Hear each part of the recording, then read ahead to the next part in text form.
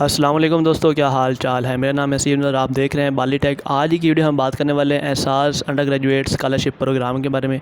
आपको इसका complete A to Z सब कुछ बताया जाएगा। इसमें अप्लाई कैसे करना है, एप्लीकेशन प्रोसीजर क्या है, इसमें डॉक्यूमेंट कौन कौन ज़रूरी हैं, बैंक अकाउंट कौन सा बनवाना है, पैसे कितने मिलते हैं, कब मिलते हैं, इसका फेज़ 3 कब स्टार्ट होगा, सब कुछ मतलब A to Z आपको इस वीडियो में बताया जाएगा। क्योंकि मैं खुद स्कॉलरशिप ले रहा हूँ अल्हम्दुलिल्लाह, एहसास अंडर ग्रेजुएट स्कॉलरशिप मैं उससे पढ़ना मतलब हूँ, मैं उससे स्कॉलरशिप मुझे मिलती है हर साल।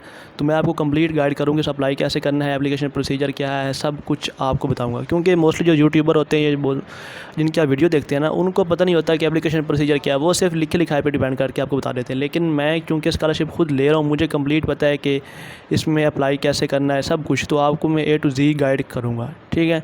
So without wasting any more time चलते हैं वीडियो की तरफ, आपको दिखाते हैं। और बाकी अगर आप चैनल पर नए हैं ना यार, चैनल को सब्सक्राइब लाजमी कीजिएगा, सब्सक्राइब लाजमी कीजिएगा। ओके गाइज़, तो फर्स्ट ऑफ ऑल हम बात करते हैं एहसास अंडर ग्रेजुएट स्कॉलरशिप है क्या। इसके पास मेरे पास ये 2 डॉक्यूमेंट्स के पड़े हैं। अगर आप इनको पढ़ना है तो आप इसको पढ़ सकते हैं, जिसमें कंप्लीट डिटेल लिखी हुई है, उर्दू में भी है और ये कि इंग्लिश में भी है, ये वाली, ठीक है। तो फर्स्ट ऑफ ऑल मैं आपको बताता हूँ कि एहसास अंडर ग्रेजुएट स्कॉलरशिप जो है, ये है यूनिवर्सिटी के स्टूडेंट्स के लिए है, जो फर्स्ट सेमेस्टर में, सेकंड सेमेस्टर में, किसी भी सेमेस्टर में है। लेकिन मोस्टली जो न्यूली एडमिटेड स्टूडेंट होते हैं, जिनका अभी एडमिशन होता है, उनके लिए होता है, ठीक है। सो फर्स्ट ऑफ़ ऑल ये जो एहसास अंडर ग्रेजुएट स्कॉलरशिप पे 4 नवंबर 2019 को इमरान खान ने अपनी हुकूमत में स्टार्ट किया था, जिसमें से 50% उन्होंने कोटा रखा था गर्ल्स के लिए, जो कि मतलब लड़कियां होती हैं उनको लिए 50% कोटा रखा गया है। बाकी आप इसकी जो मैं PDF है ना, इसका लिंक मैं आपको नीचे डिस्क्रिप्शन में दे दूँगा, आप वहाँ से जाके इसको डाउनलोड करके खुद रीड कर सकते हैं। मैं आपको रीड करके बताऊँगा तो वीडियो काफ़ी लंबी हो जाएगी। सो अब हम बात करते हैं एहसास अंडर ग्रेजुएट स्कॉलरशिप के पहले 2 फेज़ गुजर चुके हैं, फ़ेज़ 1 और फ़ेज़ 2। मैंने जो अप्लाई किया था, मैंने फ़ेज़ 1 में अप्लाई किया था, मेरी सिलेक्शन हो गई थी। सिलेक्शन के बारे में एक पहले वीडियो बताई है, जिसमें बताया कि सिलेक्शन होती कैसे है, मतलब इंटरव्यू में कौन से क्वेश्चन पूछते हैं, होती कैसे है, HEC के बंदे क्या करते हैं, यूनिवर्सिटी कैसे लिस्ट सॉर्ट आउट करती है, सारा कुछ उसके वीडियो में बताया था। अगर आपने वो नहीं देखी, उसका लिंक भी आपको नीचे डिस्क्रिप्शन में दे गया, वो भी जाके आप पहले देखें, उसके बाद ये वीडियो देखें, ठीक है। तो फर्स्ट ऑफ ऑल हम बात करते हैं एहसास अंडर ग्रेजुएट स्कॉलरशिप के लिए डॉक्यूमेंट कौन कौन से ज़रूरी हैं। बाकी इसके लिए जो यूनिवर्सिटीज़ हैं वो उसका मैं सारा कुछ आपको बताऊंगा।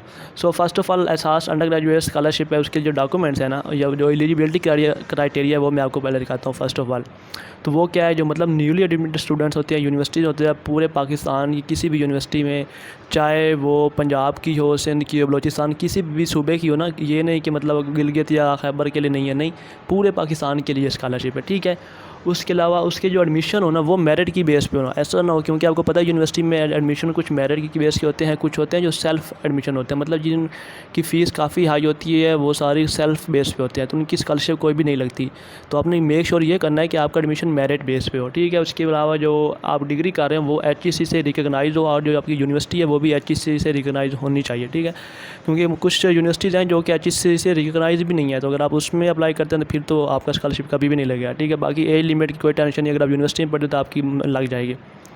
इन एलिजिबिलिटी क्राइटेरिया क्या है कि आपके जो वालिद या वालदा या जो भी आपका मतलब गार्डियन है, उसकी जो इनकम है वो 45,000 से ज़्यादा है, तो फिर आप अप्लाई नहीं कर सकते, ठीक है। अगर आप ऑनलाइन किसी एक जिस तरह वर्चुअल यूनिवर्सिटी उसमें पढ़ रहे हैं, तो फिर भी आपके चांसेस कम है कि आपको स्कॉलरशिप लगे। और बाकी ये है कि अगर आप सेल्फ़ पे पढ़ रहे हैं या सेल्फ़ सपोर्टेड हैं, तो फिर भी आपकी स्कॉलरशिप नहीं लगेगी। नेक्स्ट हम बात करते हैं इसके लिए डॉक्यूमेंट कौन कौन से ज़रूरी हैं, क्योंकि आपने अप्लाई करने से पहले आपके पास ये डॉक्यूमेंट्स लाजमी होने चाहिए। मेक श्योर करें कि आपके पास ये डॉक्यूमेंट है, उसके बाद ही आप अप्लाई करें, ठीक है। वो कौन कौन से कापीज़ ऑफ एप्लीकेंट CNIC, आपका जो बे फॉर्म उसकी आपके पास एक कॉपी होनी चाहिए। आपका फादर या मदर या जो भी गार्डियन है उसकी एक शनाख्ती कार्ड की कॉपी होनी चाहिए। सैलरी स्लिप होनी चाहिए, अगर आपके वालिद या वालदा कहीं जॉब करते हैं तो उनकी सैलरी स्लिप होती है, वो नहीं चाहिए। अगर नहीं है तो फिर आप मतलब कहीं से जाके ना कैंटीन से या कचहरी से जाके आप एक होता है दूसरा बोनाफाइड सर्टिफिकेट, आप वो बनवा सकते हैं, ठीक है। तो आप वो लाजमी साथ अटैच करना होगा। इनकम सर्टिफिकेट आप यूनिवर्सिटी से जाके ले सकते हैं, जिसमें लिखा होता है आपके वालिद या वालदा की तनख्वाह इतनी है, और उसके साथ एक स्टाम्प पेपर मिलता है, आपने वो साथ लगाना होता है, ठीक है। बाकी काफ़ी जो पिछले 6 माह की बिल्स हैं उनकी कॉपी होनी चाहिए। बाकी जो आपका मतलब कहीं अगर रेंट पे रह रहे हैं तो उसके बारे में आपका सारा कुछ होना चाहिए कि आप कहाँ पे रह रहे हैं, उसका किराया कितना, सब कुछ वो भी ये कॉपी के ऊपर लिख होना चाहिए, मतलब जिसके साथ आपने वो अटैच करना है, ठीक है। मेडिकल के बिल वगैरह जो भी आपके पिछले होते हैं, कोई आपका मेडिकल बड़ा मेडिकल हुआ, मतलब किसी वालदा या वालदा का ऑपरेशन या किसी का मतलब बहुत बड़ा आपका कोई मेडिकल इशू बना है, तो उसका आपके पास एक कॉपी होनी चाहिए। पासपोर्ट साइज़ फ़ोटो होनी चाहिए, और हाउस अगर रेंट पे लिया है तो उसका मतलब पिक्चर होनी चाहिए, लेकिन ये लाजमी नहीं है, ठीक है।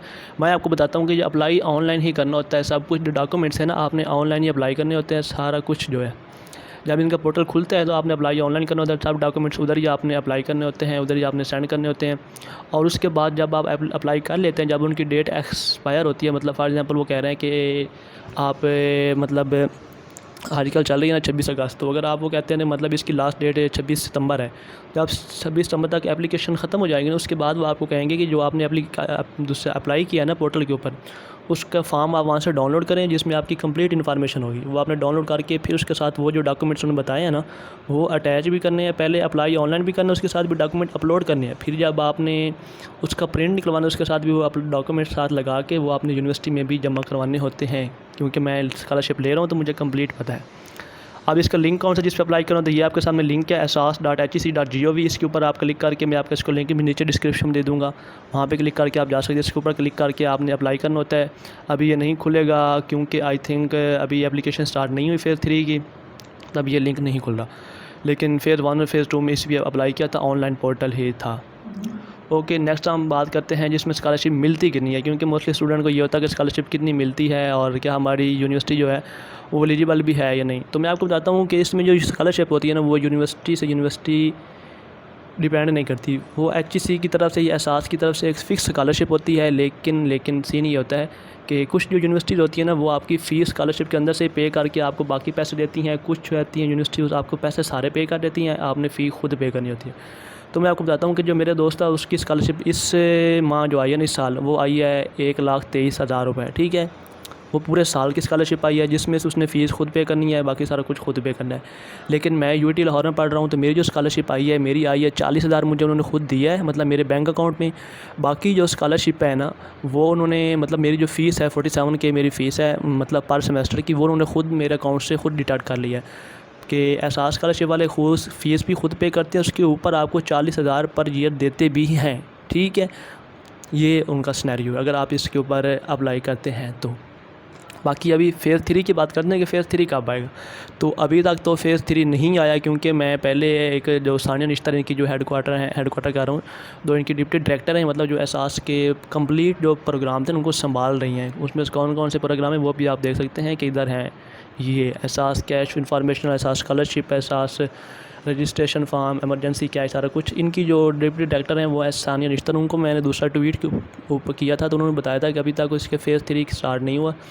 लेकिन इसके चांस ये हैं कि ये नेक्स्ट मंथ सितंबर में स्टार्ट हो जाएगा। 100% श्योरिटी तो नहीं है, लेकिन मोस्टली चांसेस 90% यही है कि सितंबर के अंदर इसकी एप्लीकेशन स्टार्ट हो जाएंगी फेज़ 3 की। क्योंकि अभी जो न्यूली एडमिटेड स्टूडेंट्स हैं उनकी कुछ यूनिवर्सिटी अभी स्टार्ट कर रही है एडमिशन, कुछ में स्टार्ट हो गए हैं।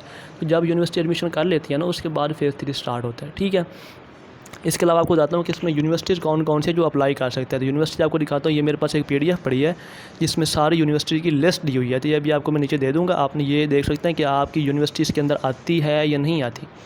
तो ये A to Z सारी लिखी हुई है तकरीबन। ये पाकिस्तान की 123 यूनिवर्सिटी तक हैं, 125 यूनिवर्सिटीज़ हैं जिसमें अगर आप पढ़ रहे हैं तो आप अप्लाई कर सकते हैं। ये नहीं कि आप 125, क्योंकि हर यूनिवर्सिटी अगर आप कैंपस भी होते हैं तो आप कैंपस के थ्रू भी कर सकते हैं। ये नहीं कि आप अगर इस यूनिवर्सिटी में लाजमी पढ़ रहे हैं तो फिर आप अप्लाई कर सकते हैं।